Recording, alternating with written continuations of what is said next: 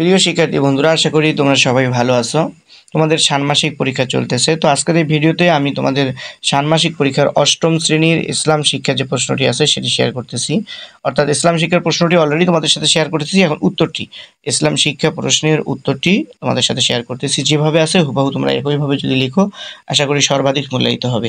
অষ্টম শ্রেণীর ইসলাম শিক্ষা মূল্যায়ন প্রশ্ন উত্তর 2024, ষান্মাসিক সামষ্টিক মূল্যায়ন 2024, ইসলাম শিক্ষা অষ্টম শ্রেণী, কাজ 1। তো শিক্ষার্থী বন্ধুরা, ভিডিওটি যে লং হয়ে যাবে এই কারণে প্রশ্নগুলো এখানে উল্লেখ করিনি। প্রশ্নটি আগেই তোমাদের সাথে শেয়ার করেছি আর প্রশ্ন সম্পর্কে তোমরা জানো। এখন শুধু উত্তরগুলো মিলিয়ে নাও। কাজ 1, 1 নম্বর কাজ হচ্ছে প্রকৃতি পর্যবেক্ষণ ও অভিজ্ঞতা বিনিময়। তো এভাবে তোমরা একটি চার্ট তৈরি করবে, মার্জিন করবে তোমরা কাগজে। আসলে আমি মার্জিন করি নাই, এটা আমার একটা বোকামি হয়েছে। তো এখানে যেভাবে দেওয়া আছে এইভাবে তোমরা কাগজে মার্জিন করবে, অর্থাৎ আঁকবে, একে এরকম করে ঘর তৈরি করবে। প্রথমে হচ্ছে আমি যা খুঁজে পেলাম। আমি যেটা খুঁজে পেয়েছি সেটা হচ্ছে প্রাকৃতিক দুর্যোগ, বন্যা, ঘূর্ণিঝড়, ভূমিকম্প। তারপরে সামাজিক প্রভাব হচ্ছে আতঙ্ক, সম্পদের ক্ষতি, তারপরে জীবনহানি। ইসলামের বিধিবিধান, আল্লাহর উপর পূর্ণ আস্থা, নিয়মিত নামাজ, দোয়া, সাহায্য করা। এটা আমি আমার চিন্তাধারা থেকে খুঁজে পেলাম। এবার আমার প্রথম বন্ধুর সাথে আলোচনা করে প্রথম বন্ধুর কাছ থেকে যা পেয়েছি সেটা হচ্ছে প্রাকৃতিক দুর্যোগে সে যা বলেছে সেটা হচ্ছে বন্যা বা ভূমিকম্প। সামাজিক প্রভাব হচ্ছে গৃহহীনতা, খাবার ও পানির অভাব, অসুস্থতা। ইসলামের বিধিবিধান হচ্ছে কোরআন তেলাওয়াত, দোয়া, তারপরে পরিবার ও প্রতিবেশীকে সাহায্য। দ্বিতীয় বন্ধুর কাছ থেকে যা পেয়েছি সেটা হচ্ছে ঘূর্ণিঝড়, অর্থাৎ প্রাকৃতিক দুর্যোগ সম্পর্কে সে বলেছে ঘূর্ণিঝড়, বজ্রপাত, এটার প্রতি ক্ষতি হইতে পারে সামাজিক যে প্রভাব পড়তে পারে আশ্রয়হীনতা, পানি ও বিদ্যুতের সংকট। আর ইসলামের বিধিবিধানে হচ্ছে দান, খয়রাত, ধৈর্য, নিয়মিত নামাজ, সান্ত্বনা ইত্যাদি। উপসংহার: প্রাকৃতিক দুর্যোগের সময় ইসলামের বিধিবিধান চর্চা আমাদের মানসিক শক্তি এবং সহমর্মিতার গুণাবলী বাড়াতে সাহায্য করে। আমরা আল্লাহর উপর পূর্ণ আস্থা রেখে এবং একে অপরকে সহায়তা করে এই দুর্যোগের সময়ে আরও শক্তিশালী হয়ে উঠতে পারি। এবার কাজ 2, সমস্যা খুঁজে বের করি। চিহ্নিত প্রাকৃতিক দুর্যোগ সমূহের ফলে সম্ভাব্য সমস্যা। একটা হলো প্রাকৃতিক দুর্যোগ, সম্ভাব্য সমস্যা। প্রাকৃতিক দুর্যোগ ঘূর্ণিঝড়, বন্যার কারণে গৃহহীনতা, পানিবাহিত রোগ, খাদ্য ও পানির সংকট, ফসলের ক্ষতি এগুলো হতে পারে। ঘূর্ণিঝড়ের কারণে হতে পারে ঘরবাড়ি ধ্বংস, আশ্রয়হীনতা, বিদ্যুৎ ও পানির সংকট, যোগাযোগ বিচ্ছিন্ন। ভূমিকম্পের কারণে ভূমি ধ্বংস, প্রাণহানি, চিকিৎসা সেবায় ব্যাহত। ভূমিধস, গৃহহীনতা, রাস্তা বন্ধ, খাদ্য ও পানির সংকট। বজ্রপাত, প্রাণহানি, সম্পদের ক্ষতি।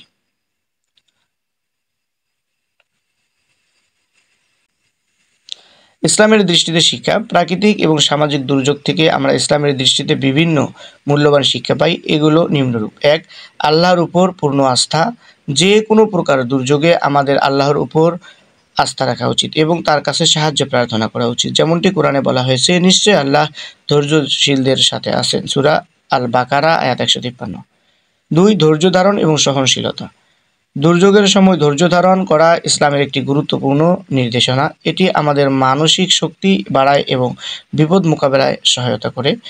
3, একতা এবং সহমর্মিতা। দুর্যোগের সময় আমাদের একে অপরের প্রতি সহমর্মিতা দেখানো এবং সহযোগিতার হাত বাড়ানো উচিত। হাদিসে বলা হয়েছে, মুসলিমরা একে অপরের ভাই। দান এবং সাহায্য করা। দুর্যোগ কবলিত মানুষদের সাহায্য করা এবং তাদের প্রতি উদারতা দেখানো ইসলামের একটি গুরুত্বপূর্ণ শিক্ষা।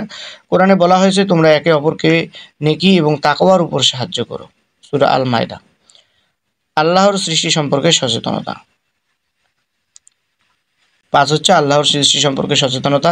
প্রাকৃতিক দুর্যোগ আমাদেরকে আল্লাহর শক্তি এবং সৃষ্টির উপর মনোযোগ দেয়। এটি আমাদেরকে আল্লাহর ক্ষমতা ও আমাদের দুর্বলতা সম্পর্কে সচেতন করে তোলে। 3, কাজ 3 হচ্ছে সমস্যা সমাধানে ইসলামের নির্দেশনার আলোকে করণীয় নির্ধারণ। 4 জন বন্ধুর সাথে আলোচনা করে দুর্যোগপূর্ণ বিভিন্ন পরিস্থিতি মোকাবেলায় ইসলামের বিধিবিধান অনুযায়ী করণীয় ছকে উপস্থাপন করো। তাহলে এখানে একটি ছক আবারও কাগজে মার্জিন করে একটি ছক করবে, অর্থাৎ কাগজে লাইন করে তোমরা এরকম একটি ছক মার্জিন করে করবে। তো এখানে প্রথমে ইসলামের বিধিবিধান, আমার বা আমাদের করণীয়, চর্চা অনুশীলনের কৌশল। তা ইসলামের বিধিবিধান হচ্ছে আল্লাহর উপর ভরসা করা, ধৈর্য ও সহনশীলতা, একতা এবং সহমর্মিতা, দান এবং সাহায্য করা, আল্লাহর সৃষ্টি সম্পর্কে সচেতনতা। আর আমার বা আমাদের যে করণীয় সেটা হচ্ছে দুর্যোগের সময় আল্লাহর প্রতি পূর্ণ আস্থা রাখা, ধৈর্য ধারণ করা এবং সহনশীল থাকা, একে অপরের প্রতি সহমর্মিতা দেখানো এবং সহযোগিতা করা। দুর্যোগ কবলিত মানুষদের সাহায্য করা এবং তাদের প্রতি উদারতা দেখানো। আল্লাহর শক্তি সৃষ্টির উপর মনোযোগ দেওয়া। আর চর্চা বা অনুশীলন কৌশল: নিয়মিত নামাজ পড়া, দোয়া করা, আল্লাহর কাছে সাহায্য প্রার্থনা করা, কোরআন তেলাওয়াত করা, হাদিস পড়া, ধৈর্য এবং পরিস্থিতি মোকাবেলা। তারপরে প্রতিবেশীদের সাহায্য করা, যৌথ দোয়া ও ইবাদতে অংশগ্রহণ করা। তারপরে খাদ্য, পানি এবং ঔষধ বিতরণ করা, অর্থনৈতিক সাহায্য করা, প্রকৃতির প্রতি যত্নশীল থাকা, পরিবেশ সংরক্ষণ করা। তারপরে কাজ 4 হচ্ছে মানুষ ও প্রকৃতির কল্যাণ, করণীয় আলোকে কল্যাণ বিশ্লেষণ।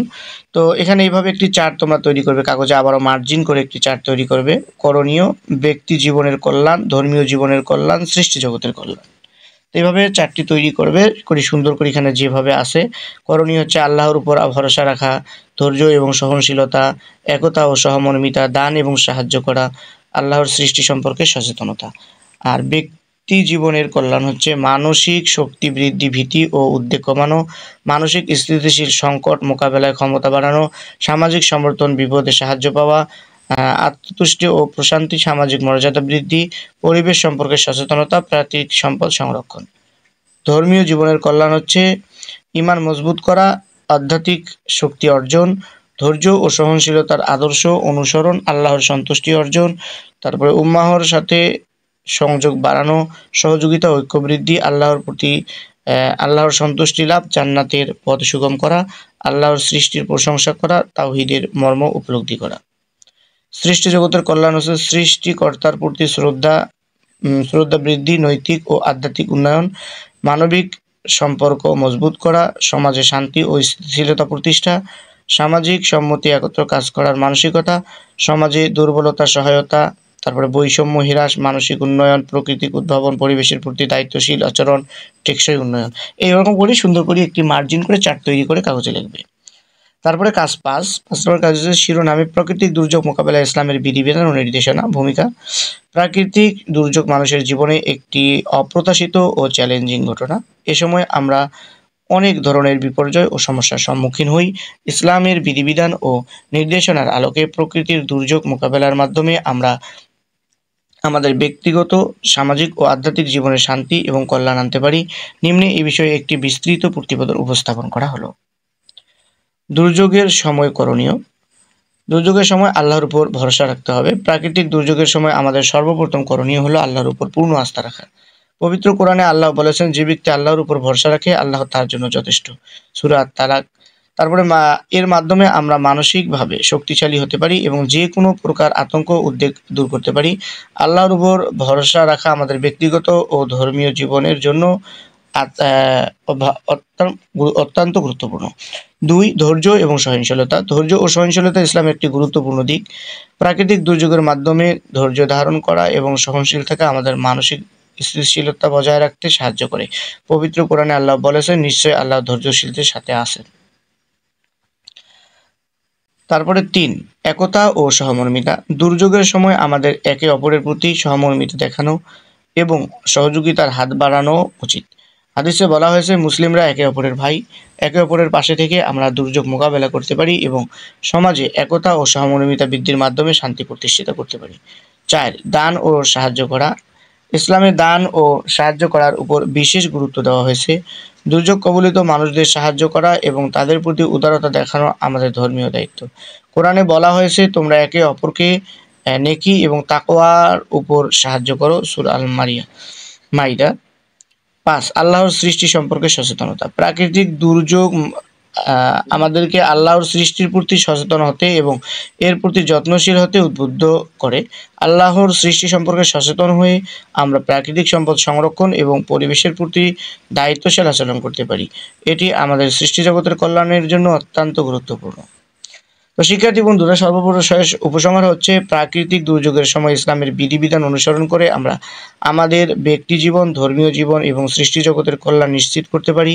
আল্লাহর উপর ভরসা রাখা, ধৈর্য ধারণ করা, একতা, সহমর্মিতা, প্রদর্শন করা, দান ও সাহায্য করা এবং আল্লাহর সৃষ্টি সম্পর্কে সচেতন হওয়ার মাধ্যমে আমরা একটি সুশৃঙ্খল ও সমৃদ্ধ সমাজ গঠন করতে পারি। ইসলামে এর শিক্ষা ও নির্দেশনা আমাদের জীবনের সকল দিকে আলোকিত করতে এবং প্রাকৃতিক দুর্যোগে মোকাবেলায় আমাদেরকে সহায়ক হতে পারে। শিক্ষার্থী বন্ধুরা, এই হলো তোমাদের অষ্টম শ্রেণীর ইসলাম শিক্ষা প্রশ্নটির উত্তর। শিক্ষা সংক্রান্ত সকল আপডেট পেতে চ্যানেলটি সাবস্ক্রাইব করে সাথেই থাকুন।